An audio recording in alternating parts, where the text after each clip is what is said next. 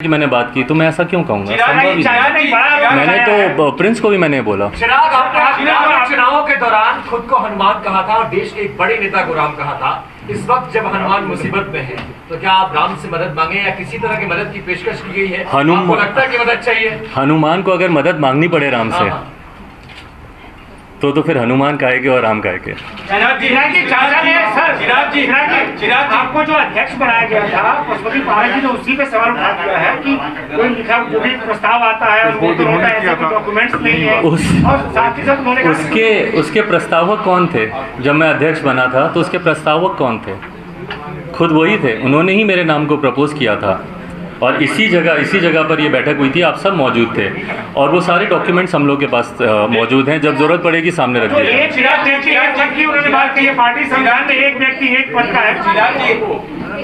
मेरा सवाल ये है कि आपने कहा कि जेडीयू की प्लानिंग पहले से थी और ये सबके नॉलेज में है, पत्रकारों के भी नॉलेज में है कि बिहार विधानसभा चुनाव के बाद नीतीश कुमार ने ये मन बना लिया था कि क्या करें। आपके भी नॉलेज में था और पशुपति पारस ने जो स्टेप लिया वो बाकायदा आपने 4 पन्नों के लेटर में बता दिया है। आपको नहीं लगता है कि परिवार आगे आपको वक्त रहते एक्शन लेना चाहिए था पशुपति पारस पर? देखिए, अब आपके पार्टी के विरोध में आवाज उठा रहे? देखिए, जैसा मैंने कहा, मेरे संस्कारों में नहीं है। पापा से मैंने इतना धैर्य और सबको साथ लेकर चलने की सोच मैंने उनसे सीखी है। तभी अंतिम तक मैंने प्रयास किया। उस दिन जब मैं उनके घर पे भी गया, उस दिन की अगर मैं बात बोलूँ, मैं ईमानदारी से, मैं शारीरिक तौर पर मेरी क्षमता उतनी नहीं थी कि मैं जाऊं और वहाँ पे वो कर सकूं, बट उसके बावजूद मैंने वो प्रयास किया। मैंने अपनी तरफ से मैंने आखिर तक मैंने कोशिश की। जो आप कदम उठाने की बात कर रही हैं, जैसा मैंने कहा कि चुनाव के दौरान से ही कहीं ना कहीं आभास था, तो पार्टी के इन सांसदों के ऊपर शायद सस्पेंशन की कार्रवाई बहुत पहले हम लोगों को कर देनी चाहिए थी। पर मैंने अपनी तरफ से मैंने पूरी कोशिश की। जब तक इन लोगों ने सामने से, मैं सही बोलूं, मैं एक व्यक्तिगत बात मैं ज़रूर बोलूँगा, मेरे पापा का निधन हो गया। पापा अब नहीं है। मेरे छोटे चाचा का भी निधन हो गया। पार्टी में सेकंड जनरेशन हम लोग हैं, पर पहली जनरेशन में अगर कोई है हम लोग के लिए, मैं मेरे अपने भाइयों की बात कर रहा हूँ, वो चाचा ही थे। पापा के बाद में उनमें पापा की छवि देखता था और मुझे विश्वास था कि शायद वो मार्गदर्शन करेंगे, जैसे पापा हम लोग को साथ लेकर चलें, वो भी लेकर चलेंगे।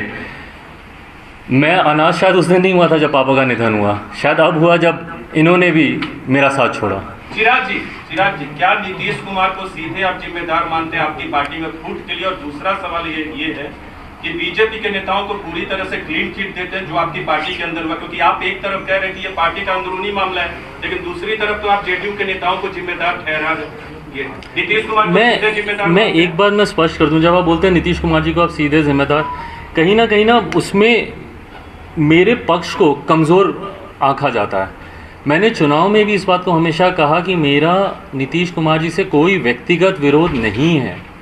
मैं उनके मुद्दों का विरोध करता हूं, मैं उनकी नीतियों का मैं विरोध करता हूं। आज भी मैं इस बात को मैं कैसे बोलूं कि उनकी सीधी भूमिका है, बट हाँ, जिन नेताओं की सीधी भूमिका है वो उन्हीं के पार्टी के लोग हैं। तो उसमें प्रत्यक्ष या अप्रत्यक्ष रूप से अगर आपकी भूमिका है तो कहीं ना कहीं जिम्मेदारी आपकी बनती है, और वो उस पार्टी के मुख्यमंत्री हैं। तो इसीलिए, और जहाँ तक रही बात किसी को क्लीन चिट देने की, मैंने कहा मैं तो फ़िलहाल अभी इंटरनली इन बातों को मैं सुलझा रहा हूँ। लोक जनशक्ति पार्टी का ये इंटरनल मैटर है, मैं इंटरनली इसको मैं सुलझा रहा हूँ। आने वाले समय में अगर किसी से बात करने की ज़रूरत पड़ेगी, किसी प्लेटफॉर्म पे इन बातों को डिस्कस करने की ज़रूरत पड़ेगी, तो उसको भी किया जाएगा। आपने पत्र लिखा उसमें स्वाति पटेल का नाम क्यों लिखा? उन्होंने बार-बार ये सवाल पूछा। आपने स्वाति पटेल का जिक्र क्यों किया? जो अपने आदरणीय चाचा जी को आपने पत्र लिखा, वो सवाल पूछ रहे। दूसरा ये कि जब आपने ये कह दिया था ये लीगल मामला है, आप लोग दोनों लोग पुलिस के पास चले जाइए, तो फिर आपने पत्र में क्यों नाम लिखा और आपने कोई कार्रवाई की? मैंने ये पत्र शायद 29 मार्च को मैंने पत्र लिखा था, होली के दिन मैंने पत्र लिखा था। इस पत्र को लिखते वक्त इस पत्र को कभी सार्वजनिक किया जाएगा ये मेरी मंशा कभी नहीं थी।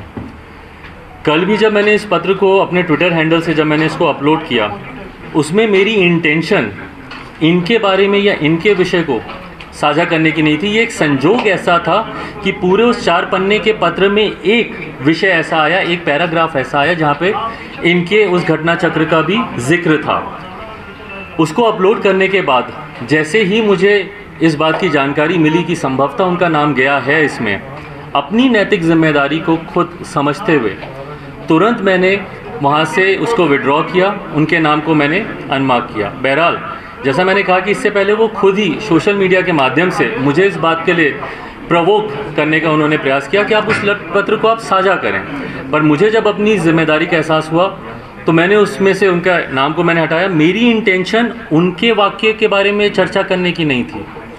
कल मेरी इंटेंशन इस पूरे घटना चक्र, जो कि मेरे लिए एक बड़ा विषय है, मेरी पार्टी में जिस तरीके से टूट हुई, उस बात में मेरी भूमिका कहाँ कहाँ पर रही, व्यक्तिगत तौर पर भी एक भतीजे के नाते मेरी क्या भूमिका रही, उसको साझा करने की थी अपने समर्थकों के साथ। आपसे मिलना चाहती है, स्वाति आपसे मिलना चाहती है। चाचा जो तो किए आपके जो भाई हैं जिनको आपने उनका प्रेसिडेंट बनाया, एक क्वीन माना जाता था, उनकी व्यवहार के ऊपर आपको कैसा है? मैं दुखी हूँ बहुत ज़्यादा। मेरा छोटा भाई नहीं, मेरे बेटे के समान रहा है वो। मुझे याद है बचपन में मैं उसको बायो केमिस्ट्री ये सब मैं पढ़ा